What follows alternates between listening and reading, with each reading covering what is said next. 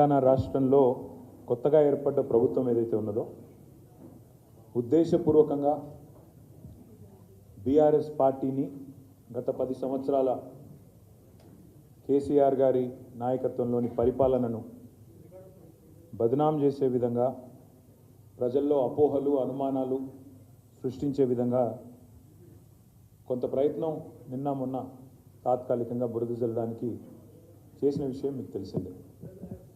అయినప్పటికీ శాసనసభలో మా పార్టీ నాయకులు పెద్దలు జగదీశ్వర్ రెడ్డి గారు కానీ హరీష్ రావు గారు కానీ పార్టీ తరపున నేను కానీ ప్రభుత్వం మా మీద చేసే ఆరోపణలకు కానీ మా మీద చేసిన కొన్ని కువిమర్శలకు కానీ ధీటుగా సమాధానం చెప్పినాం కాబట్టే మాకు మాట్లాడే అవకాశం కూడా సావధానంగా మాట్లాడే అవకాశం కూడా ఇవ్వకుండా గొంతు నొక్కి చివరికి శ్వేతపత్రాల్లోని హడావుడి చేసి ఆఖరికి వాయిదా వేసుకొని ప్రభుత్వం పారిపోయిన విషయం కూడా మీరు చూసినారు.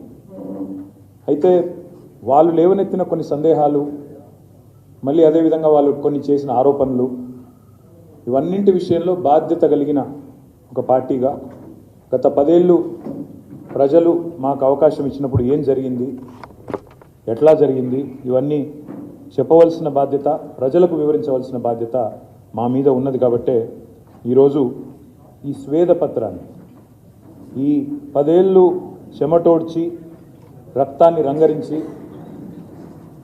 వందల వేల గంటలు పనిచేసి ఒక్క మా ప్రభుత్వంలోని మంత్రులు ఎమ్మెల్యేలు మాత్రమే కాదు, మా ముఖ్యమంత్రి గారు మాత్రమే కాదు, లక్షల మంది ఉద్యోగులు, కోట్ల మంది ప్రజలు తమ స్వేదంతో, తమ కష్టంతో, తమ చెమటతో ఈ రాష్ట్ర అభ్యున్నతికి ఏ రకంగా తోడ్పడ్డారో, ఏ రకంగా ముందుకు తీసుకొని పోయినారో చెప్పవలసిన బాధ్యత ఈ స్వేదపత్రం ద్వారా మా మీద ఉన్నది. కాబట్టే దీన్ని స్వేదపత్రం అన్నాం.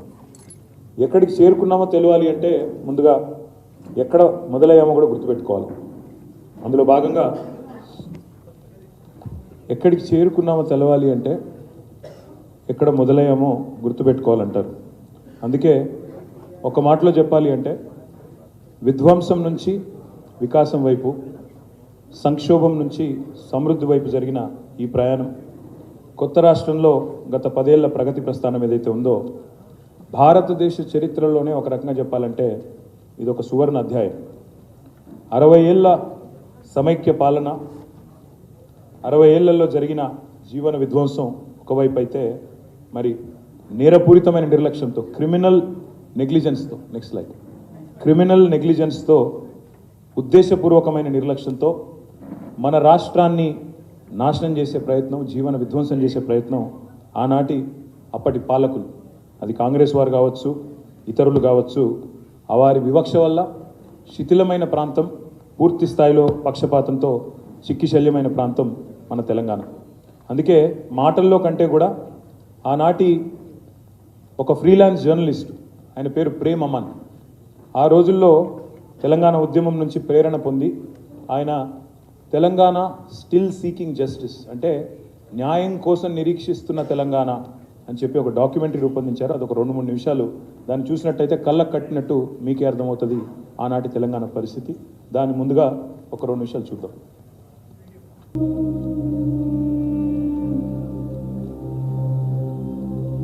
ఇది ఒక ఫ్రీలాన్స్ జర్నలిస్ట్, ఇది మేము తయారు చేసిందో ఇంకోరు చేసిందో కాదు, ఒక ఫ్రీలాన్స్ జర్నలిస్ట్, ఆయన పేరు ప్రేమ్ అమన్. ఆయన తెలంగాణ యొక్క స్థితిగతులను ఇంకోరు చేసిందో కాదు, ఒక ఫ్రీలాన్స్ జర్నలిస్ట్, ఆయన పేరు ప్రేమ్ అమన్. ఆయన తెలంగాణ యొక్క స్థితిగతులను అధ్యయనం చేస్తూ ఆనాడు ఈ క్లుప్తంగా, అది 30-40 నిమిషాల నిడివి కలిగిన డాక్యుమెంటరీ కానీ క్లుప్తంగా చూపెడితే ఇది అల్టిమేట్గా కరువులు, కాటకాలు, కల్లోలిత ప్రాంతము, పోలీసు కాల్పులు, వలసలు, ఆత్మహత్యలు, తాగునీరు లేదు, సాగునీరు లేదు, కరెంటు లేదు, ఉద్యోగాలు రావు, ఉద్దేశపూర్వక ఒక నేరపూరితమైన నిర్లక్ష్యం, విల్ఫుల్ క్రిమినల్ నెగ్లిజెన్స్తో ఆనాటి పాలకులు మరి ఎటు చూసినా క్షమించరాని జీవన విధ్వంసానికి పాల్పడ్డారు. ఆఖరికి పాడి పశువులను కూడా కబేలాలకు తరలించే దుస్థితి, వివక్ష, పక్షపాతం, అదేవిధంగా సమైక్య పాలకులకు తొత్తులుగా ఇక్కడ ఉండే తెలంగాణ కాంగ్రెస్ నాయకులు డూడు బసవన్నల మాదిరిగా వాళ్ళు ఏం చెప్తే వీళ్ళు అక్కడ దానికి తల ఊపుతూ తొత్తులుగా మారిన పరిస్థితి. ఆనాటి కాకతీయ రాజులు నిర్మించిన చెరువుల మీద తీవ్రమైన నిర్లక్ష్యం, గ్రామీణ ప్రాంతాలకు ఆయువు పట్టు లాంటి చిన్ననీటి వనరులకు తీరని అన్యాయం, గ్రామాల్లో బోర్లు వేసి వేసి బొక్కబోర్ల పడ్డ వ్యవసాయం, చివరికి 54 బోర్లు వేసిన రామరెడ్డి గారు, ఆయన పేరే మూషంపల్లిలో నల్గొండ జిల్లాలో బోర్ల రామరెడ్డిగా పేరుపడ్డ దుస్థితి, అడవుల క్షీణించడం వల్ల, అడవుల క్షీణత వల్ల పూర్తిగా పడిపోయిన వర్షపాతం, 900 మిల్లీమీటర్లు నీళ్లు వర్షం పడే తెలంగాణలో ఆనాడు అడవులు క్షీణించడం వల్ల చివరికి వర్షపాతం కూడా కరువై వర్షాభావ పరిస్థితులు, కరువు పరిస్థితులు నెలకొనున్న పరిస్థితి. సుభిక్షంగా ఆనాడు భారతదేశానికి స్వాతంత్రం వచ్చినప్పుడు సుభిక్షంగా ఉన్న తెలంగాణ సమైక్య పాలనలో పూర్తి స్థాయి సంక్షోభం వైపు మళ్ళింది. ఈ భయంకరమైన జీవన విధ్వంసం మిగిల్చిన చేదు జ్ఞాపకాలు ఎన్నో. తెలంగాణ అంటేనే నెర్రెలు బారిన నేలలు, నెత్తురు గారిన నేలలు అన్నట్టుగా మా నాయకుడు కేసీఆర్ గారు ఆనాడు ఉద్యమ సమయంలో చెప్పేది, తెలంగాణ బతుకంటేనే బొంబాయి, దుబాయి, బొగ్గుబాయి అనే ఒక తీవ్రమైన మరి వలసలు, తీవ్రమైన క్షోభిత పరిస్థితి తప్ప ఇంకోటి లేదు.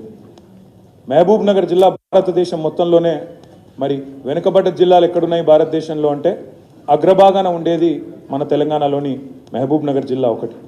ఒక్క పాలమూరు జిల్లా నుంచే 14 లక్షల మంది ప్రతి సంవత్సరం వలసలు పోయే దుస్థితి, వేల సంఖ్యలో ఆత్మహత్యలు, రైతులు కానీ ఇతరులు కానీ ఆత్మహత్యలు, ఆకలి చావులు, ఇవన్నీ కూడా యావత్ భారతదేశం సాక్షిగా చూసిన కఠోర సత్యాలు. నేనేదో ఇప్పుడు నా కల్పన కాదు, నా ఊహ కాదు. ఒక మాట దయచేసి ఇక్కడ మిత్రులందరూ, ప్రెస్ మిత్రులందరూ ఉన్నారు, మిమ్మల్ని నేను కోరుతా ఉన్నా. తెలంగాణ రాష్ట్రం ఏర్పడ్డ నాడు 2014 జూన్ 2 నాడు తెలంగాణలో 10 జిల్లాలు ఉండేది. 10 జిల్లాల్లో తెలంగాణలో హైదరాబాద్ మినహా మిగతా 9 జిల్లాలు backward reason areas. Backward reason అంటే బ్యాక్వర్డ్ రీజన్ గ్రాంట్ ఫండ్స్ వచ్చేది, బీఆర్జీఎఫ్ గ్రాంట్స్ వచ్చేది. అంటే ఒక రాష్ట్రంలో 10 జిల్లాలు ఉంటే అందులో 9 జిల్లాలు ఏర్పడ్డ నాడు ఎట్లాంటి సంక్షుభిత పరిస్థితి ఉండనో దాన్ని బట్టే చెప్పవచ్చు. Next slide.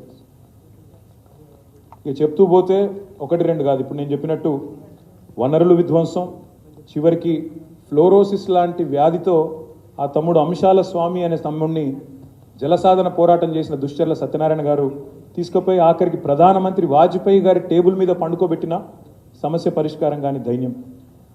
మరి 10 కిలోమీటర్లు నడుస్తూ నీళ్లు తెచ్చుకునే దయనీయమైన పరిస్థితి, బొంబాయికి వలసపోయే దుస్థితి, నెర్రెలు బారిన నేలలు, చెబుతూ పోతే పగలని గుండె లేదు, మరి చెదరని కళ లేదు, చెదరని స్వప్నం లేదు, తడవని కళ్ళు లేవు అంటే అతిశయోక్తి కాదు. ఒక్క నల్లగొండ జిల్లాలో, నల్లగొండ అదేవిధంగా ఇతర జిల్లాల్లో ఫ్లోరోసిస్ దెబ్బకు 2 లక్షల మంది, ఒకరు కాదు ఇద్దరు కాదు 2 లక్షల మంది చివరికి వలసపోయే దుస్థితి, మానవరహిత జిల్లాగా, మానవరహిత ప్రాంతంగా నల్లగొండ జిల్లా మారిపోతుంది అని ఆఖరికి వరల్డ్ హెల్త్ ఆర్గనైజేషనే చివరికి చెప్పే దుస్థితి వచ్చింది ఆనాటి తెలంగాణకు. Next slide. మరి ఆ రోజు కవులు, కళాకారులు, జర్నలిస్టులు, రచయితలు ఎంతోమంది గలమెత్తినారు, పాటలు రాసినారు. మిత్ర రాసిండు ఆనాడు పాట, ప్రముఖమైన పాట, పల్లె పల్లెనా పల్లేర్లు మొలిచే పాలమూరులోన అంటూ పాలమూరు గోసను తన గాత్రం రూపంలో, తన పాట రూపంలో మిత్ర చెప్పిన. అదేవిధంగా మా గోరేటి ఎంకన్న సేతాన మేడుందిరా తెలంగాణ సేలన్ని బీలాయరా అంటూ ఆనాడు గలం విప్పిన. మరి ఎన్నడూ కూడా దాని గురించి మాట్లాడిన ఒక్క నాయకుడు, తెలంగాణ కాంగ్రెస్ నాయకుడు కానీ తెలంగాణలోని ఇతర నాయకులు కానీ ఎన్నడూ కూడా పట్టించుకోలేదు. చివరికి సదాశివుడు గారు మా ఆదిలాబాద్ జిల్లా సాహిత్య అకాడమీ అవార్డు విన్నరు, వారు కూడా కవి, వారు కూడా రాసినారు, తలాపున పారుతుంది గోదారి మన చేను మన చెలుక ఎడారి. అంటే ఆదిలాబాద్ నుంచి పాలమూరు దాకా, అక్కడి నుంచి ఇక్కడ దాకా కూడా ఏ కవిని, ఏ గాయకుడిని, ఏ సాహితీవేత్తను, ఏ జర్నలిస్టును, ఏ ప్రజా సంఘాల నాయకుడిని అడిగినా వాళ్ళు ఆనాడు తెలంగాణ యొక్క దయనీయమైన పరిస్థితిని కళ్ళకు కట్టొచ్చినట్టు చూపిన పరిస్థితి. మరి ఆ రోజుల్లో అప్పుడున్న పరిస్థితుల్లో 1969లో జరిగిన ఉద్యమం విఫలమైన తర్వాత 69లో 371 మంది ఆనాడు విద్యావంతులు, విద్యార్థులు తెగించి పోరాడితే ఆనాడు 370 మంది ప్రాణత్యాగాల తర్వాత కూడా మరి ఒక్కసారి ఆ ఉద్యమం విఫలమైన తర్వాత మళ్ళీ దాదాపు 30-32 ఏళ్ళు ఎవరు పట్టించుకోలేని పరిస్థితి. మరి ఎవరూ లేరు కదా అని చెప్పి చెలరేగిపోయిన సమైక్యవాదులు, వారికి తొత్తులుగా ఉన్న తెలంగాణ కాంగ్రెస్ నాయకులు. చివరికి ఏమైంది పరిస్థితి అంటే, నానాటికి తీసుకట్టు నాగంబొట్టు అన్నట్టు అన్ని రంగాల్లో, ఈ రంగం ఆ రంగం అని కాదు, ఏ రంగం తీసుకున్నా తీరని వివక్ష, తీరని అన్యాయం ఆనాడు తెలంగాణది. మరి ఇప్పుడే చెప్పినట్టు నాడు కంటతడి పెట్టని తెలంగాణ బిడ్డలేడు, గుండెలు పగలని తెలంగాణ గడపలేదు అంటే అతిశయోక్తి కాదనే మాట కూడా నేను మీకు విజ్ఞప్తి చేస్తూ ఉన్నాను. ఎంతోమంది కవులు, కళాకారులు, విద్యావంతులు, ప్రొఫెసర్ జయశంకర్ గారు లాంటి మేధావులు, వీరందరూ కూడా ఆనాడు తమ ఆర్తిని, ఆవేదనను వ్యక్తం చేసినా ఎవరూ పట్టించుకున్న పాపన పోలేదు.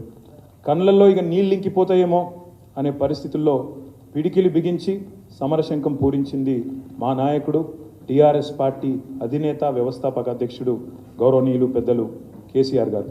2001లో, ఎందుకంటే చాలామంది ఇవాళ చాలా ఈజీగా మాట్లాడుతున్నారు, ముఖ్యంగా ఇప్పుడున్న కాంగ్రెస్ నాయకులు, ఉద్యమంలో ఏనాడు లేని వాళ్ళందరూ కూడా ఇవాళ చాలా పెద్ద పెద్ద మాటలు మాట్లాడుతున్నారు.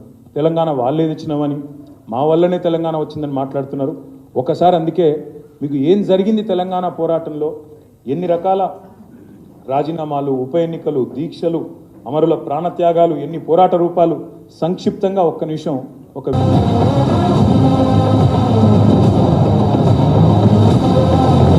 కల్వకుంట్ల చంద్రశేఖరరావు అనే నేను తెలంగాణ రాష్ట్ర ముఖ్యమంత్రిగా దైవ సాక్షిగా ప్రమాణం చేస్తున్నాను.